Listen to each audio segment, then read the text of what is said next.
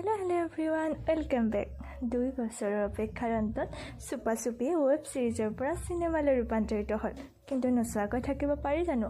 ব্যস্ততা জীৱনৰ আখৰেই ওলাব নোৱাৰি। কিন্তু সকলো ব্যস্ততা এফালে থৈ আজি বাৰু মই ওলালোঁ টাংলা ছায়া চিনেমা হললৈ চিনেমা চাম বুলি। টিকেট কাটি আমি ওপৰলৈ গ'লোঁ আমাৰ ঠাইত বহিবলৈ, কিন্তু আৰম্ভই হোৱা নাছিল।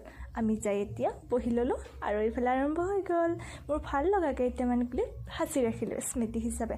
আৰু এই গানটো যে মোৰ অতি প্ৰিয়, লগতে এই গানটো আৰু লগতে